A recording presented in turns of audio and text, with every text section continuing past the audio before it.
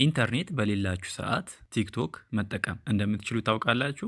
ካላወቃችሁ ይህ ቪዲዮ ለእናንተ ነው። መጀመሪያ ቲክቶክ አፕ ላይ ትገባላችሁ። በመቀጠል ከታች ፕሮፋይል የሚለውን ትነካላችሁ። ከዛ ከላይ 3 ባር አለ። እሱን ስትነኩ እንዲህ አይነት ኦፕሽን ይመጣል። መጨረሻ ላይ ሴቲንግ ኤንድ ፕራይቬሲ የሚለውን ትነካላችሁ።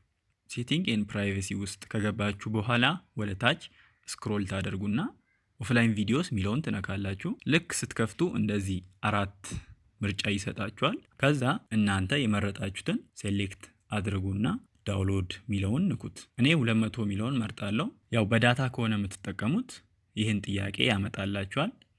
ኮንቲኒው ትሉታላችሁ። ይኸው እንደምታዩት ዳውንሎድ ያደረገውን ቪዲዮ ፕሌይ ማድረግ ይጀምራል።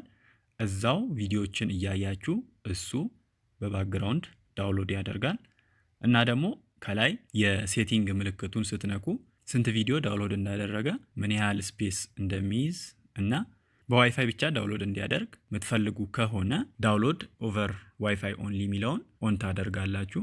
ያው ዳታ እንዳይነካባችሁ የምትፈልጉ ከሆነ ማለት ነው። ከዚህ በፊት ማታውቁት ከሆነ እናም ከጠቀማችሁ ኮመንት ላይ ጻፉልኝ። ይመቻችሁ።